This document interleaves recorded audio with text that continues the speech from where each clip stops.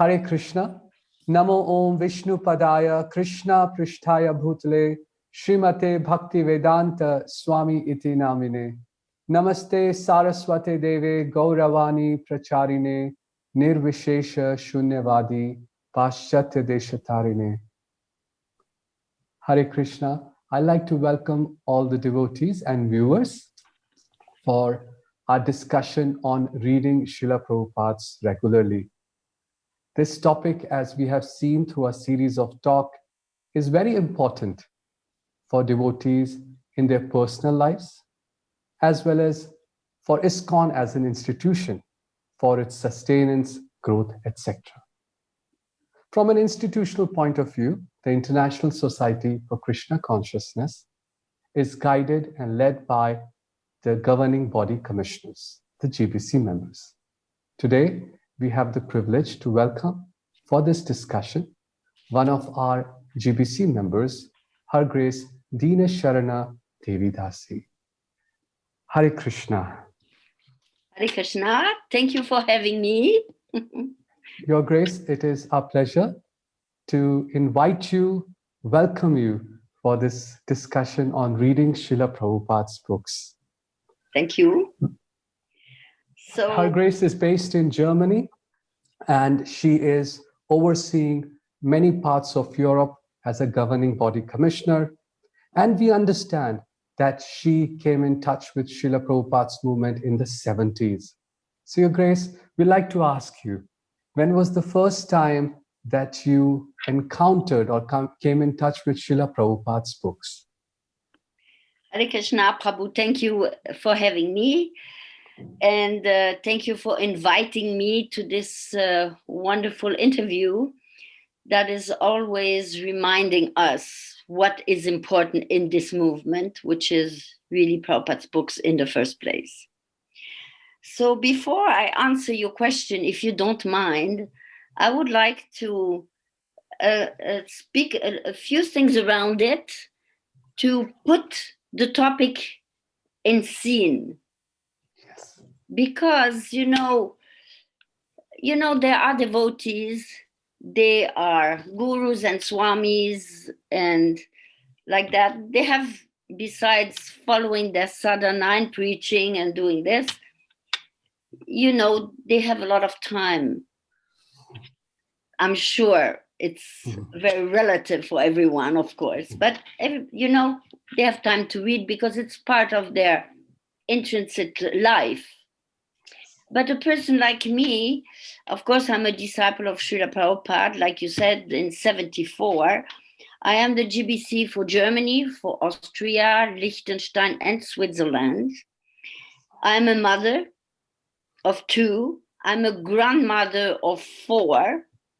And I also take care of the temple. I support the temple where I live.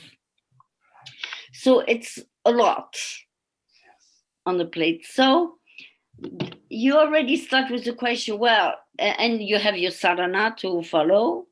You have your GBC duties to take care of. You have the devotees that need you for counseling and so many things. So the first question is, how do you arrange this? How a day only has 24 hours. So how do you organize this? And as far as I understand, Srila Prabhupada said to be a devotee, you have to be a good manager.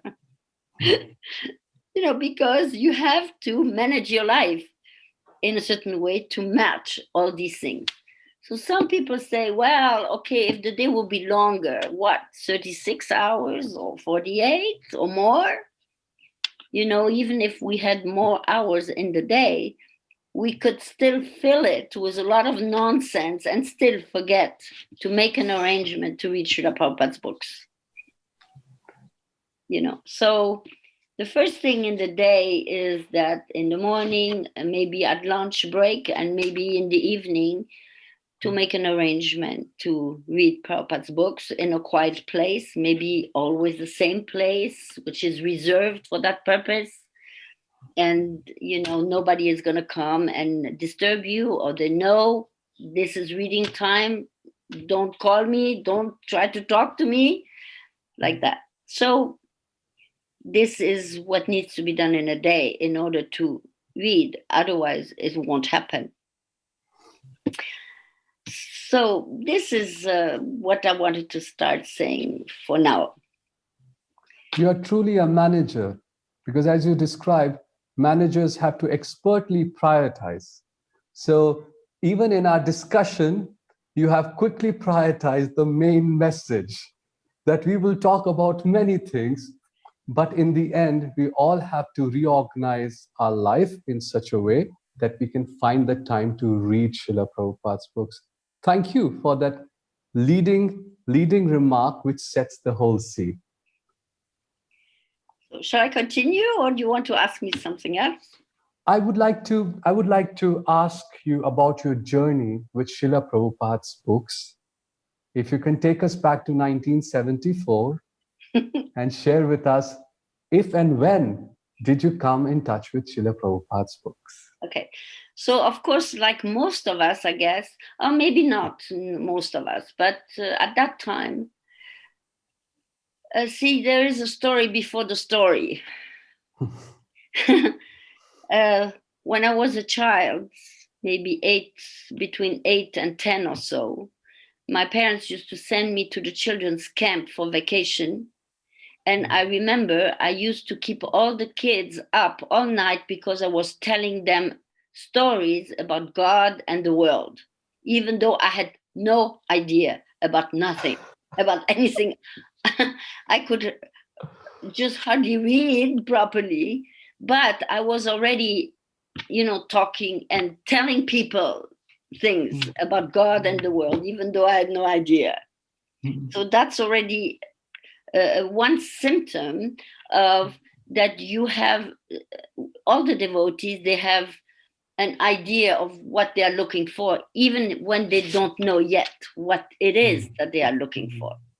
So then, of course, eventually you realize that you are talking and talking and talking to other people, but you don't really know what you're talking about. So eventually you come to the question, okay, maybe I should have something really to talk about that makes sense. So this is the next question, what makes sense? Then you read all these authors like Kant and Dostoevsky, and you name them all. I had an education in French philosophy, so you get to read all these. And you realize that all of them, they're actually looking for God and talking about God, about reason and whatnot. But at the end, they never come to a conclusion, and they never give you the answer to this important question. What is the purpose of my life? Where am I coming from, and where am I going to? So you don't get these answers. So eventually, I went on a big journey as a young girl, actually. I went to India walking per foot alone. Wow. I was about maybe 15, 16 years old. For 2 years, I walked through India because in a magazine, I saw that it says in India, you can find out the absolute truth. I said, well, I have to go there. So I went to India and I did this trip. And can you imagine? Of course, this is in the 70s. I don't think I could do the same thing today. But at that time, I was a young girl. And I walked through India for 2 years by myself. And I never got, annoyed by anyone at any time. Not once. So this is very extraordinary. And I guess Krishna was protecting me, even though I did not know anything about him. But he was protecting me. And I was traveling throughout India looking for the absolute truth. Here you are. And you meet Shiva, and you meet Ganesh, and you meet Hanuman, and you meet Durga, and you meet all of them. But there is nobody there to tell you who's who and what is what. So and all these sadhus that you meet on the road, with their sticks and the pots and the beards and whatnot, and coming from the West, you think the guy who has the biggest beard, he's going to be the biggest sage and he's going to tell you about the absolute truth. But none of this happened. So eventually, after 2 years, I had to return to Europe, to Germany, to my mother's place, because my health was depleted from this trip and all these things. And before I left India, I wanted to bring a souvenir. And what I did, I took from a calendar, a paper calendar, I just took one page off and I put it in my backpack and I returned to Germany. Then when arriving in Germany, I had a room and I put this picture out of my backpack and I put it on the wall. And I thought this is quite cute and it's a nice remembrance from India. So I started doing yoga, very heavy yoga. I'm not going to tell you all the things I did because you won't believe me. But those who know me, they know I did very heavy things. And after a couple years of that, I couldn't meditate anymore because I was still looking. I still didn't have answers. So I was in my room looking at this picture and I thought, this is a nice picture. I don't know how these people get the idea to paint a young boy in blue collar with a crown and a flute. How do they get to do this? And the picture was shining like a sunshine. And I thought, wow, this is great. This is beautiful. I had no idea that I went to India to look for the absolute truth. I came back thinking I hadn't found it, but the absolute truth had found me. And I didn't know who Krishna was. And it was in your backpack all this while. All this while. So Krishna is there to tell you what is in your heart. You're looking for the absolute truth. That's how it starts. So then now you have to find the teacher who's going to teach you about all these things. And eventually he put me in touch, like on the street, you get a book, what is it, Sri Upanishad or what it was at that time. And you had no idea what this is. But somehow I recognized the similarity of this picture that I had in my room and in these books. So anyway, I read it and I thought, wow, this is amazing. So next Sunday, I go to the temple, Berlin temple. This was at that time. A young man who gives class. And at the end of class, he's asking questions. So I'm asking him, what do you have to do to stay? The answer was, we don't take ladies. So little did he know that some 50 years later, I'm going to be the GBC of the country. Neither did I know, but that was the answer. And at that time, this answer didn't mean nothing to me because I never thought I'm a man or a woman or anything like that.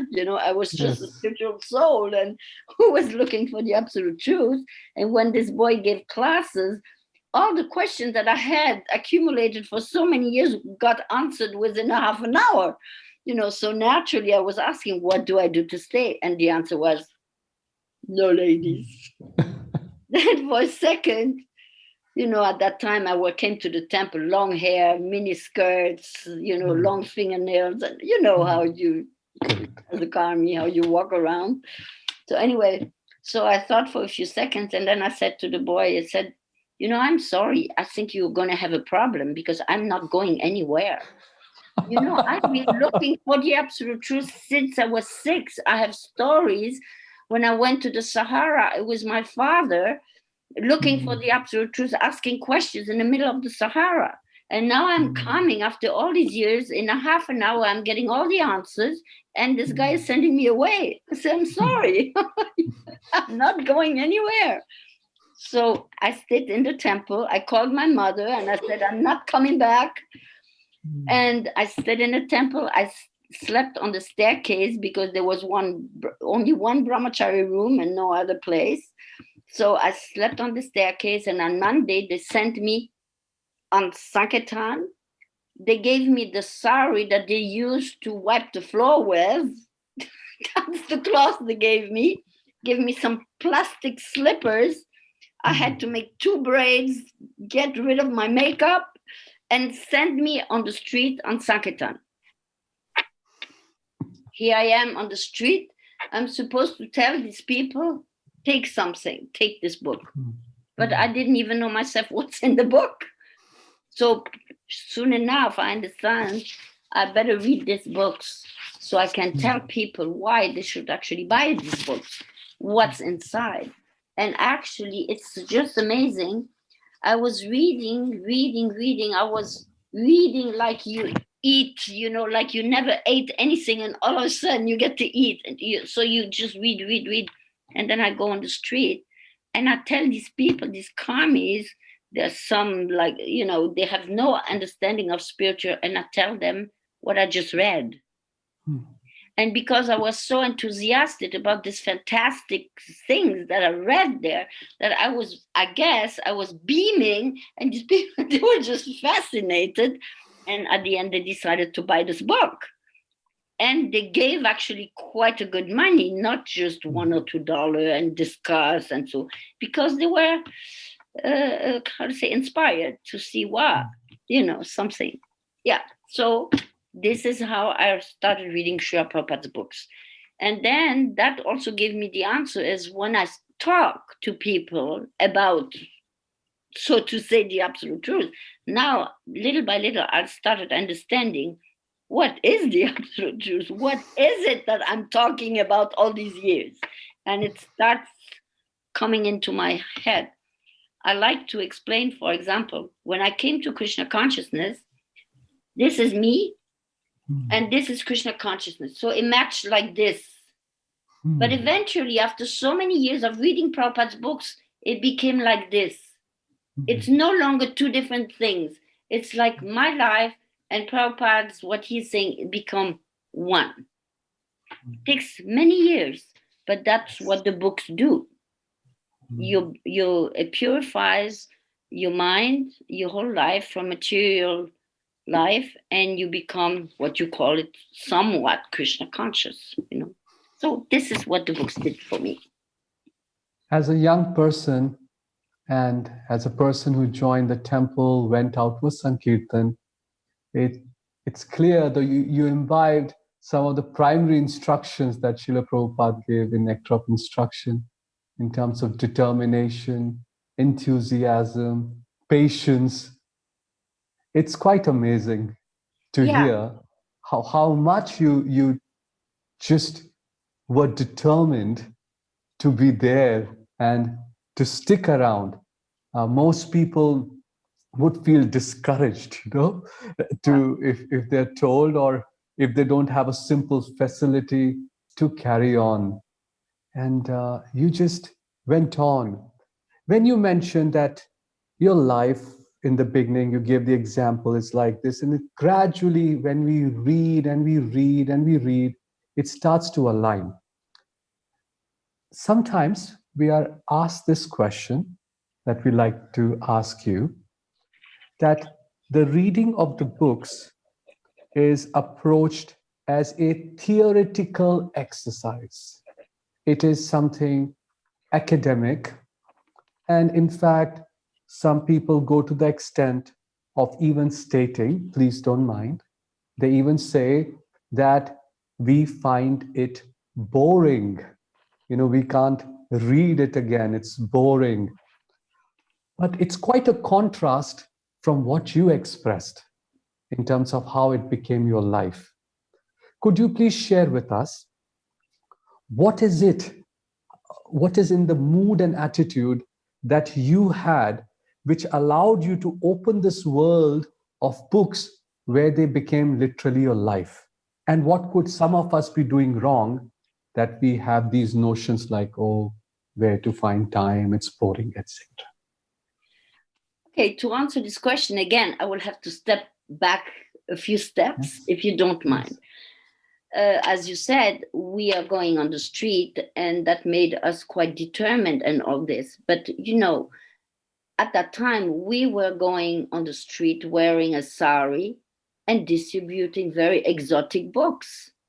And people, they were spitting at us. They were throwing stones at us. They were yelling at us. They are saying, what are you doing here? This is a Christian country. Go to work. What is kind of a sect are you? And all these things. Oh. Sometimes we almost got beaten up, or the police will come and take you to jail to keep you for a night or a day.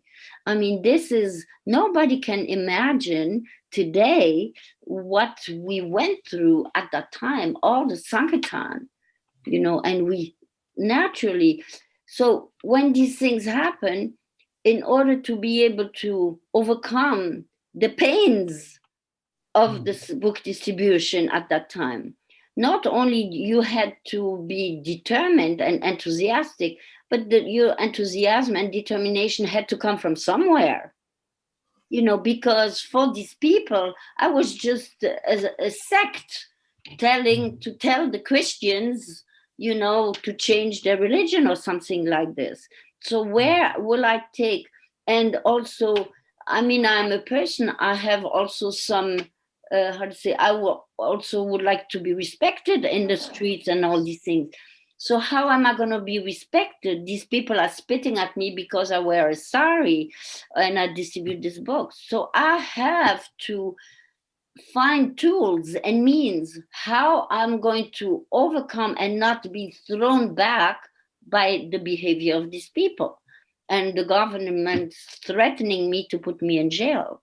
So I had to read these books. I had to elevate myself to another level so that when these, practically speaking, when I go on the street, I had to be empowered. I had to feel like, Lord Chaitanya is here and I am in the presence of Lord Chaitanya. And being in the presence of Lord Chaitanya, I have to go on the street and nobody can stop me. So I had to be convinced about this. It had to become part of my reality and my life. There was nothing academic about it, not a bit. Nothing. Only today you start being confronted with this notion of being academic. At that time, your life was boring. Your life was full of suffering. Your boyfriend left you and the marriages were divorced and whatnot people are going through. So you had to have something to change your life. This is reality. This has nothing with theory or anything like that. This is a reality in your life. And if you don't bring the reading of Srila Prabhupada and the teaching of Prabhupada, what he says in the books, in your life to make it real, this whole Krishna consciousness just remains another theory, another philosophy, another idea, but not a reality. Very powerful statement, very, very powerful. And in many ways, what I gather from this is that it is a virtuous circle. The more one engages in Sankirtan, the more one faces difficulties, or we are all facing difficulties, as you said. But, life has become a little bit comfortable in the 2000s era. Everybody's sitting behind computers and things are comfortable. We are not going through. So in many ways, I would completely agree that some of us cannot even imagine those circumstances. One, probably because we are not faced with the circumstances, or second, probably we are not as thoughtful as some of you were in terms of really looking at life and seeing the real difficulties that exist. Yeah, and you mentioned that you got all your nourishment from Srila Prabhupada's books. Yeah, and it feeds me to today.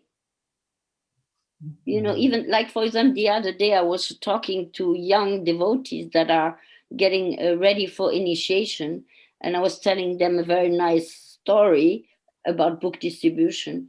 And one boy said, "And you went with the sari on the street?" Now when the devotees come to the temple, they wear kami clothes, they come to the temple, change into dhoti and sari, and take off their clothes when they go back home, And they can't believe that we were wearing a sari on the street. it's unbelievable, you know. So anyway, So I would that like was to, 1974, yeah? That was yeah, if 1974. you don't mind, I would like Yeah. to tell you one or two small stories, if the time Please. allows. Yes, You please. know, Yes, please. this is one of my favorite stories, of course. Those who know me have heard it many times, but it's a nice story. So at that time, after, you know, I became a devotee, and they gave me a sari and slippers to go on the street with 2 bags full of books, you know. I was like a donkey on the. So eventually, we had later on, when we had a big temple, Schloss Rettershof. The German devotees, they know what I'm talking about.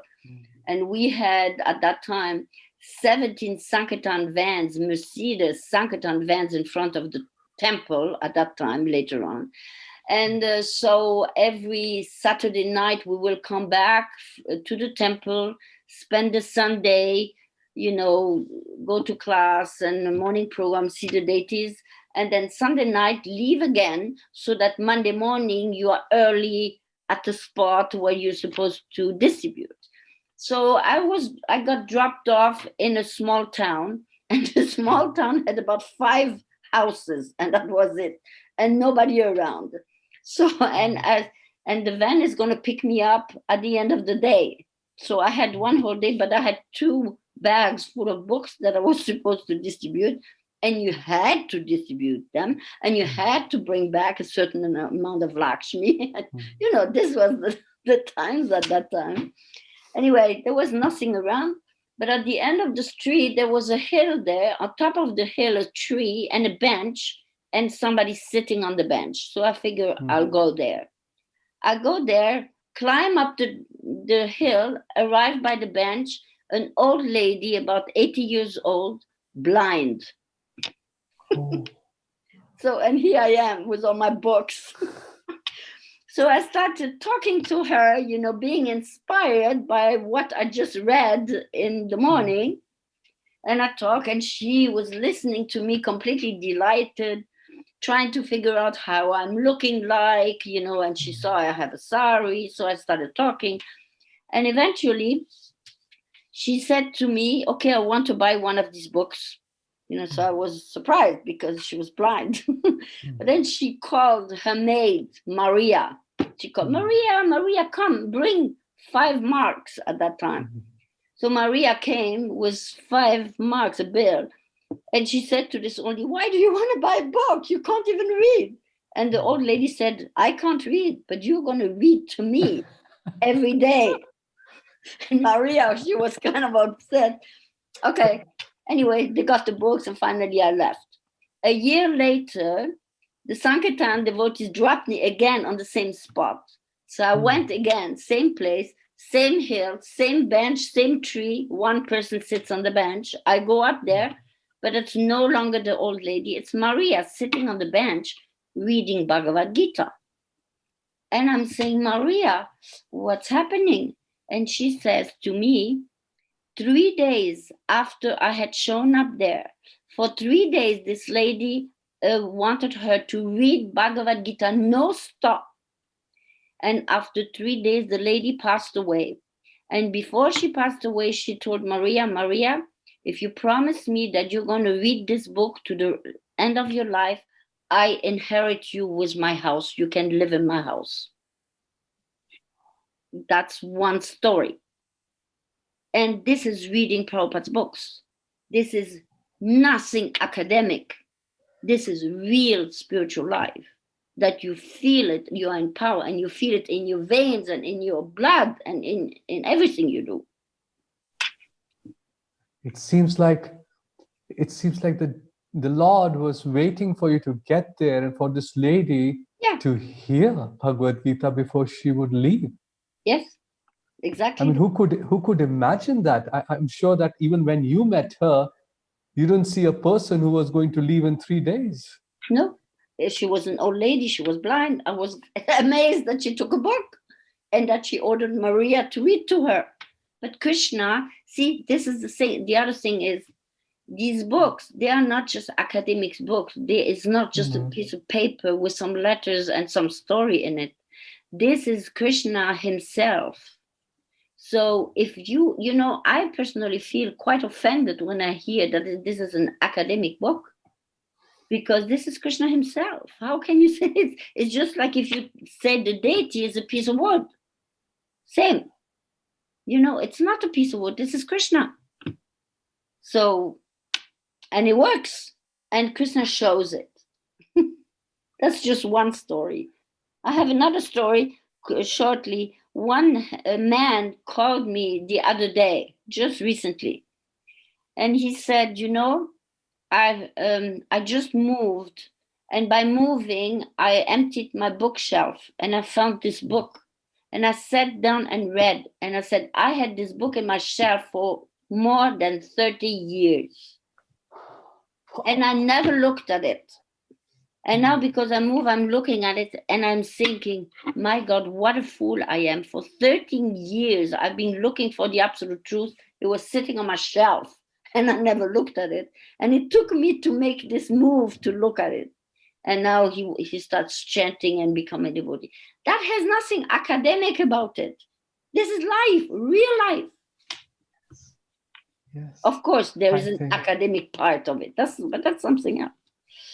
I think in many ways, like Lord Krishna mentions in Bhagavad Gita, that the mood and intensity with which we approach him, and as you have very nicely described to us today, that the Krishna and these books are non-different. Srila Prabhupada's books is Krishna. Yes. So if we approach them with the intensity, love, respect, and affection that one would do in the form of one's worship, one form of one's sadhana, then I think they reciprocate. Yes. The same way as you've shared with these very two beautiful stories. Yeah. At that time, the Bhagavad Gita was a red cover. Sorry, I don't have it with me right now, but otherwise I would show it to you. Had a red cover, and Krishna was just, with Arjuna blue. And this picture had so much radiation, It was, for me, when I was looking at it, it was like Krishna 1-to-1, No difference. His picture, his paraphernalia, his words. It's one. That's what Prabhupada explains to her. His paraphernalia is non-different from him. So all these things Prabhupada is saying, we have to apply them, believe them, and apply them. And then Krishna works. I'm very curious to ask you, in those days in 70s, your mood and intensity, was that an exception amongst devotees, or were there others feeling the same way about Srila Prabhupada's books like you were feeling? I can't say, because to me, it's not that, at that time, it was very strict. You had no talk with Prabhus or anything, If you walk up the stairs, the Prabhu will come down, you go backwards and wait until Prabhu passes, and then you go up the stairs. So we didn't talk to each other that much, So I can't say. The only thing I can say is all the devotees that were at that time devotees, they're all devotees still today. Oh. So this is why I assume that they must have felt similar, because how otherwise would it still be? And at that time is Bhakti Vaibhava Swami, Sachinanda Swami, Bhakti Bhushana Swami, Gora Bhava, what's his? Bhakti Gora, what's his name? Vedavyas in the past, his name. And Krishna Kshetra Swami, all these, they were all coming from that time. What was the culture in the temple? You said that it was very strict, very disciplined. Can you share something about the sadhana and especially about reading Prabhupada's books in those days? Well, we were actually, when we were giving classes, the classes themselves, they were like a study time. Even today, I'm thinking, because people are quite busy, they have many obligations, going to work, children, families, and all this.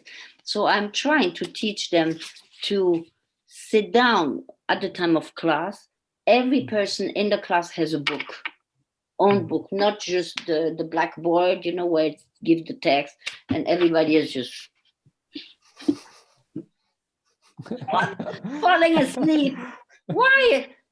When you see someone fall asleep while someone talks, you can understand for sure he doesn't understand that this is the opportunity to talk with Krishna. They are missing the personal opportunity to reciprocate with Krishna. During the day, you may be busy doing so many things, go to the bank, drive the car, do so many things. But at that time, when you sit there with the scripture, this is the time you talk with Krishna. Krishna is talking to you and you reciprocate with him. But when you go like this and you sleep, life, you're sleeping your life through, you don't live.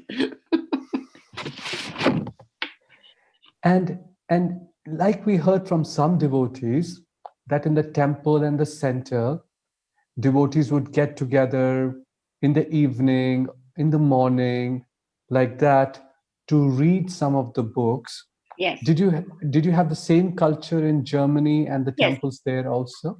Every evening, after evening program is evening artik is done and all this.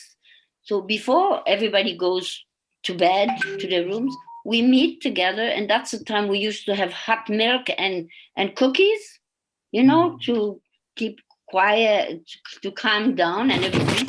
And we were reading at least an hour, at least. Every day? Every single day. That was the ritual before going to bed. And this is all of you who spent possibly the whole day out on the streets doing so much service. Yeah. And how long did this continue? I mean, did this continue until Srila Prabhupada's departure, or this culture continued even after that?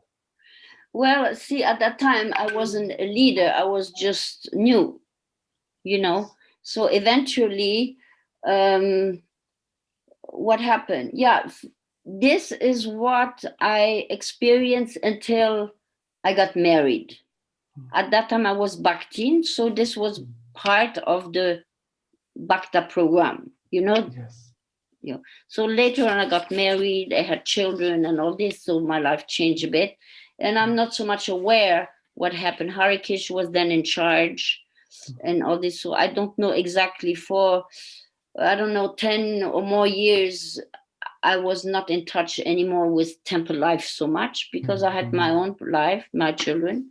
Still, my children, I have pictures. My son, 2 years old, I'm sitting with him reading Prabhupada's books, and I read to him, and he looks at the picture, and because he doesn't know how to read himself, then eventually when I finish reading, he sits with the books and looks at the picture and reads the picture. Krishna, the Supreme Personality of Godhead, is now just blowing the conch shell, and he is eating prasadam, and that's what kids do. And that was reading Prabhupada's books. So sweet. We can ask you so many questions because a lot of us are householders. Yes, now in a movement, there are so many householders, wife, children. There's so many ladies who join the movement, and they face situations, which is take care of the household, take care of the kids, family, and manage the whole house. And the men also. Even today, as a GBC, I have a house to take care of. Nobody is washing my dishes. Nobody is cooking my food. No one was washing my clothes. I have to do it myself. Yes. What advice can you give householder? You give such a nice example of yourself and how even a 2-year-old, most people are just going nuts, with a 2-year-old child trying to figure out how to get enough sleep or how to cook the meal, but you still manage to find time to read to him. Yeah, why? because the thing is, the parents are annoyed by their kids. Many parents are annoyed by their kids. Why are they annoyed by their kids? Because they are not training them. So the kids, they are wild. They are wild. And they drive their parents nuts. And you know, the kids, they are not stupid. They know my parents, they don't love me enough to take care of me. These children, it's explained in the Bhagavatam, these children, they are being born in certain families because they think that by being born in this family, they will get what they want, what they are looking for.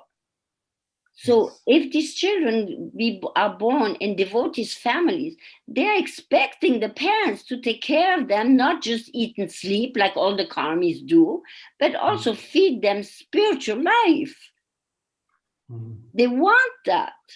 And if the parents are not, because I've seen this so many times, the mothers, they talk and talk and talk with each other and everything. The kids, they are left wild to run around and do crazy things, and you know, and then the mother comes and takes the child and say, hey, be good, and or whatever.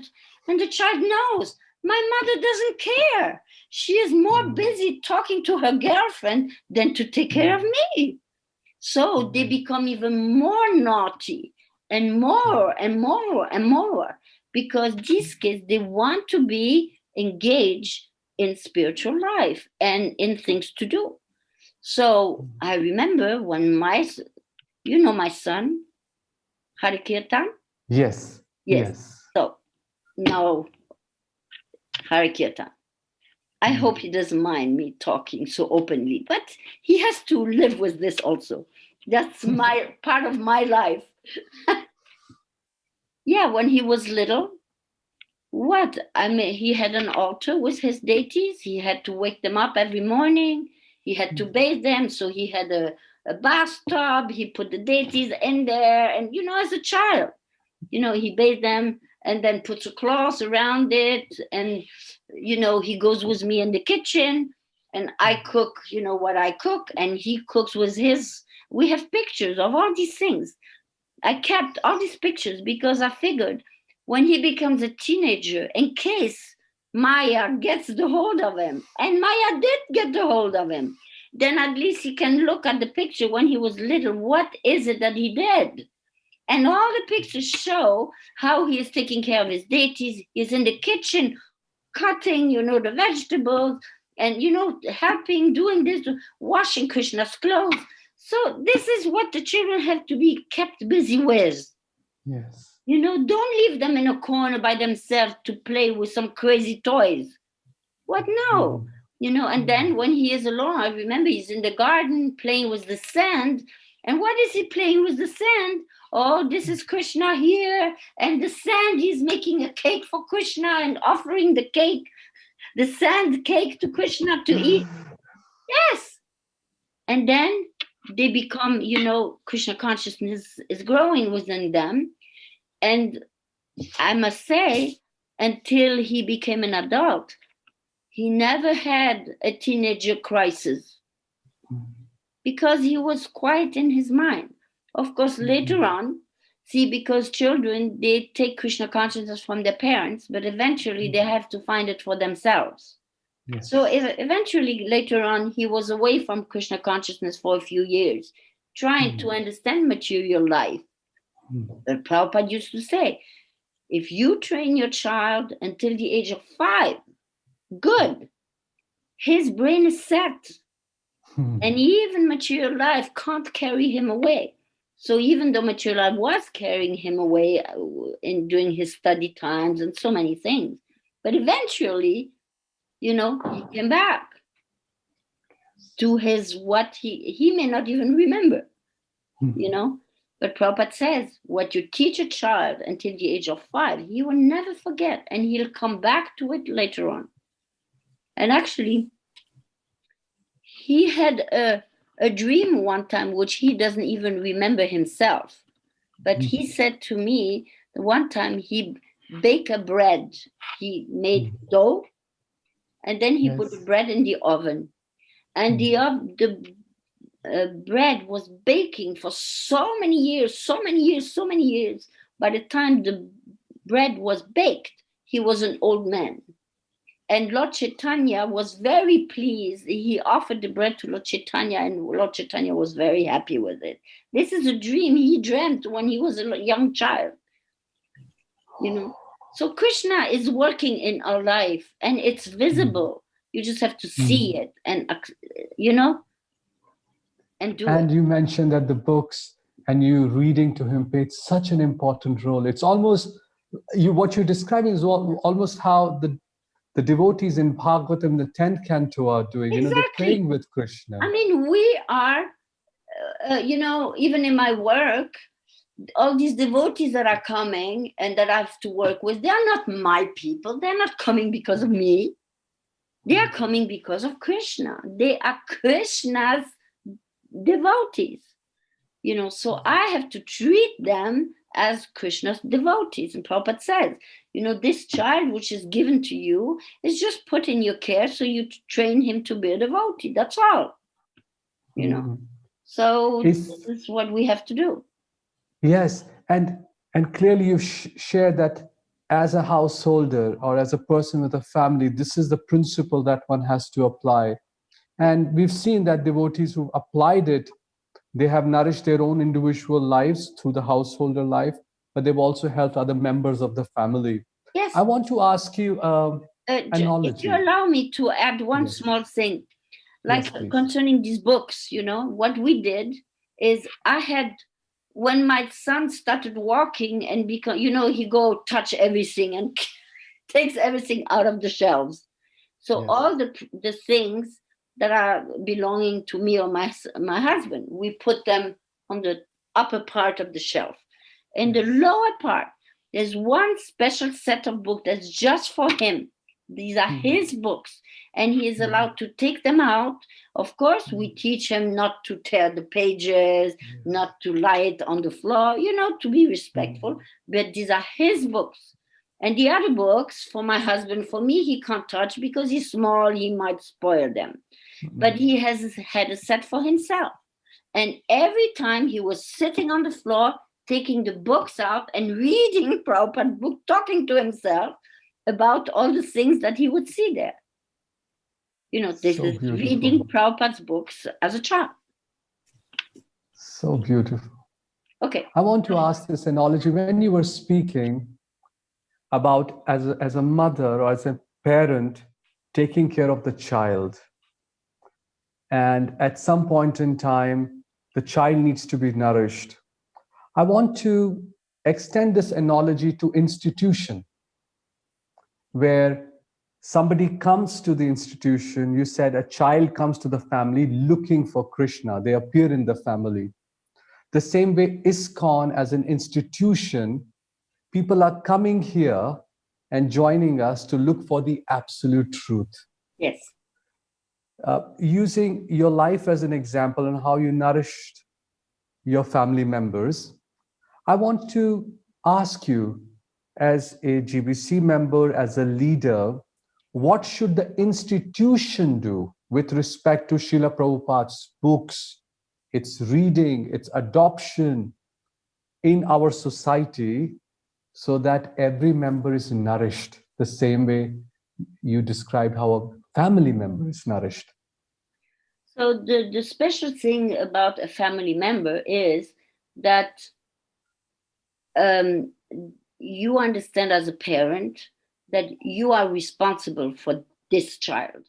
Nobody else is, not the neighbor or not your friend or nobody. You are responsible. And what you're going to do to your child, this is your responsibility. You invited this child in the family.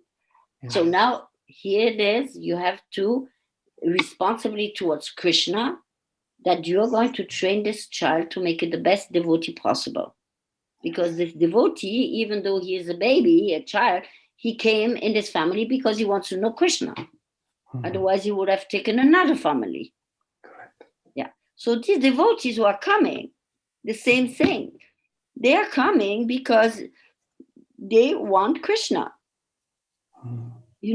And if you don't treat them, that you are actually responsible for the life of these people, that they actually get what they came for.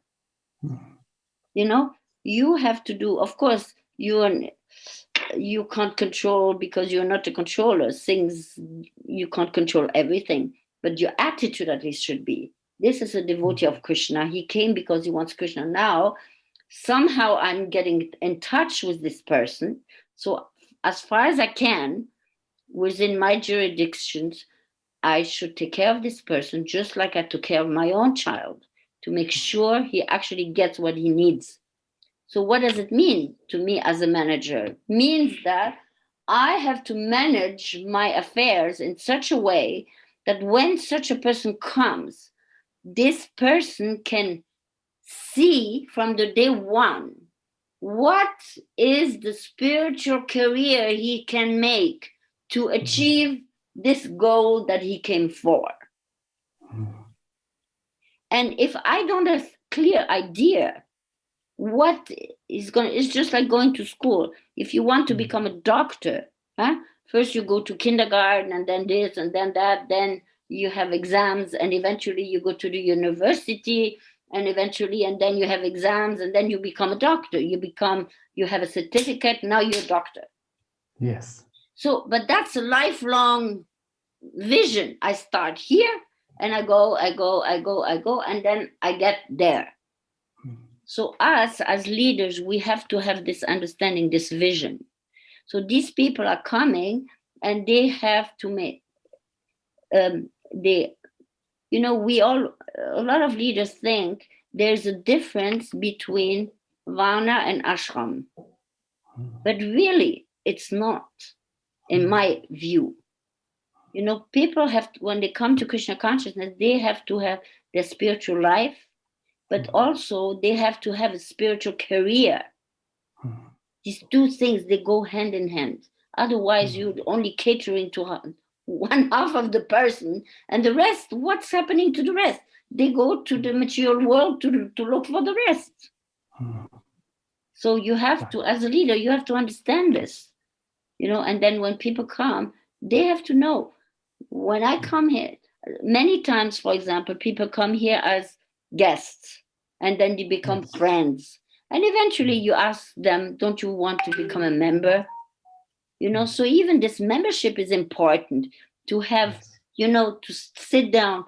Now I want to become a member. This identification with the institution and being a devotee and Prabhupada in his books. So when they become a member, I tell them, you become a member, we train you to chant your rounds, to read Prabhupada's books, all these wonderful things that you can do. And if you are constantly doing this step by step, I promise you that Krishna will show you whatever you are capable of doing and develop in your life to the maximum.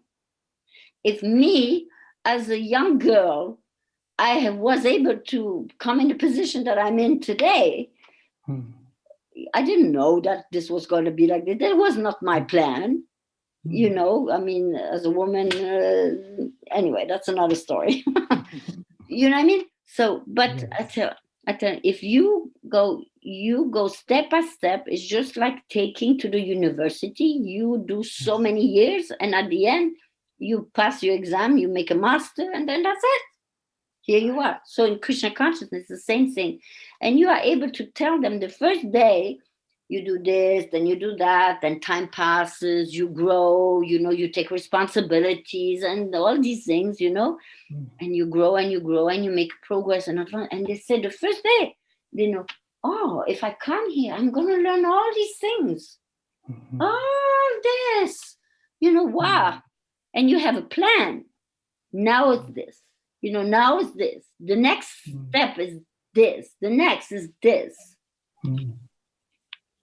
Very exciting. I mean, I would like to be part of an institution like that. Yeah, we have to create it. Also me, I struggle with everything, we have these ideas in the head, but I have to, there's this word Shilpa. I don't know if you understand this word Shilpa. Shilpa means the ability to materialize spiritual ideals. Oh. So this is a process, spiritual ideas, to actually bring them down to the material reality. So this is a process that as a leader I feel I have to do. Of course, I am just one person. I'm just, who am I? You know what I mean? But still. Well, you're empowered. As you described, you didn't have a plan, but Krishna had his plan. Yeah. Krishna had his plan. Yeah. So you shared so far with us so many important points and actually real life about how Prabhupada's books played such an important role. Yeah. I want to shift gears and ask you slightly different questions now. One that comes to my mind is you've shared how you focused on Prabhupada's books regularly. Some of us who are now part of ISKCON or are trying to be part of ISKCON, we are faced with another dilemma, which is there are so many other books to read and less time and more books. When you go to the What do you temple, mean you go to the so many bookshops. other books? What do you mean when you say so many I other? mean that there is a lot of books that are being published by ISKCON devotees, Srila Prabhupada's disciples or grand disciples, like that. It is the duty of this institution to really put Srila Prabhupada as the founder Acharya of this ISKCON in its Acharya place visibly. And he is the one who translated he is the one who was empowered to translate all these books, to the point even that Srila Prabhupada was reading his own books and being amazed of all the things that Krishna was saying in these books. I mean, this is a thought you have to think about. You know what I mean? So this is Krishna in person. And he was empowered to do this service, nobody else. There are even, I just read a paper today that, the thesis is being presented that Srila Prabhupada is actually, how to say, predicted in the Srimad Bhagavatam that he will come and do this work. So nobody else can do, only Prabhupada can do. So if you come for Krishna consciousness and you want to see Krishna, you have to read these books and not others. Of course, maybe after you read 5 or 6 times or 7 times, you may here and there maybe read something else. Loud and clear, as they say. Loud and clear. And Srila Prabhupada is the founder Acharya of ISKCON for all times without a second. Without a second person. This means there will not be in ISKCON anytime another person that will take his place. Only him. And everybody else is here to be servants.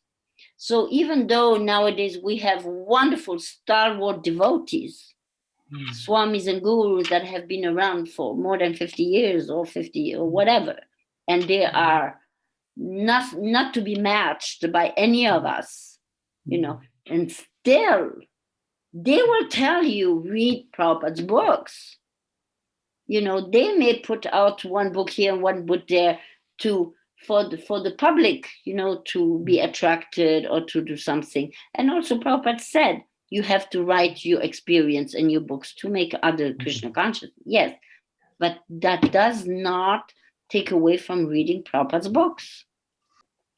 Well, I'm sincerely hoping that I will get an opportunity to speak to you again on this topic, because I feel quite surcharged hearing you so laser focused, so clear, and through your words and message, you are giving us clarity as to how we really need to understand this.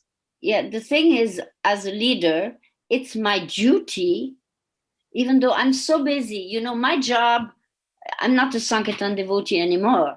You know, my job now is not to go on the street. I can't tell, oh, I'm sorry, I didn't do my GBC work because I went out. I was too busy distributing books.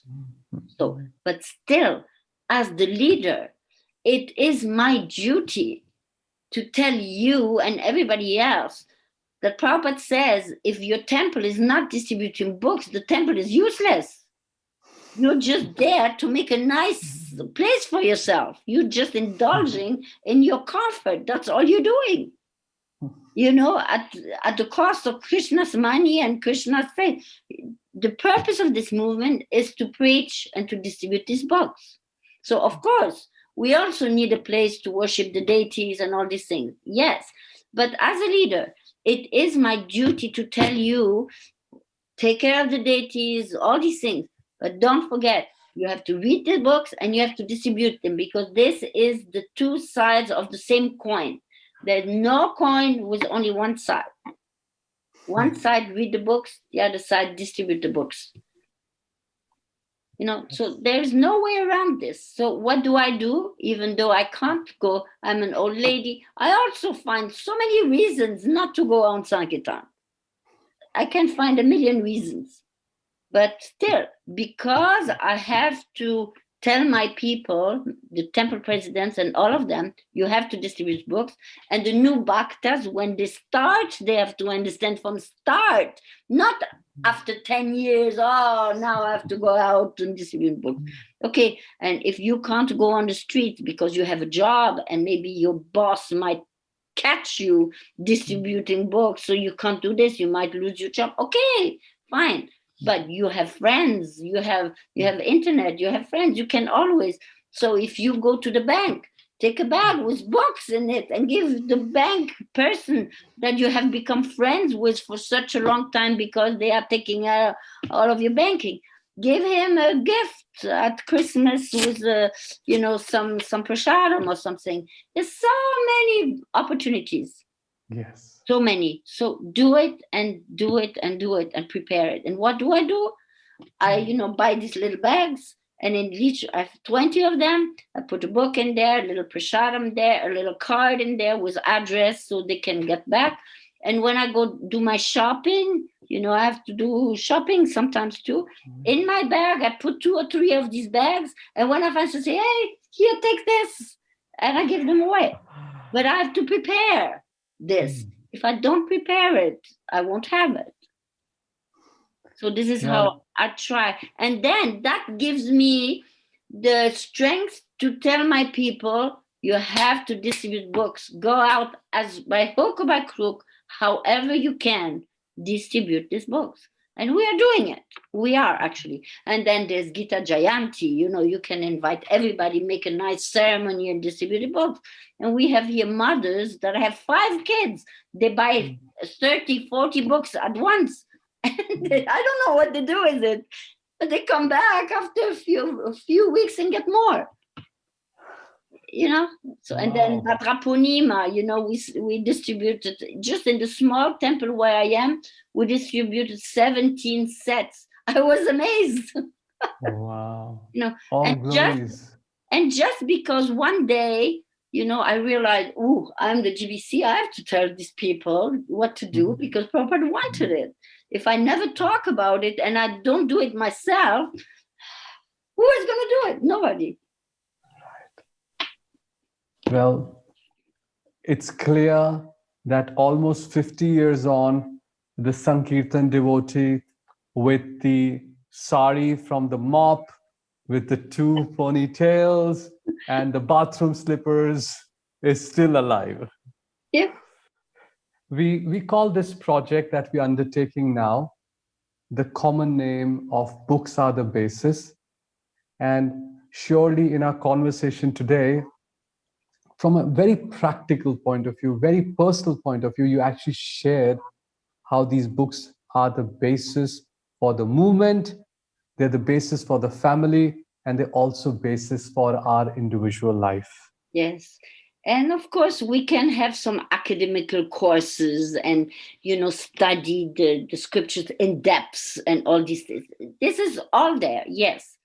But if they don't become your life, if you don't apply them in your life, it's just another exercise, in my opinion. Well, I hope that after hearing from you today, a lot of us will take.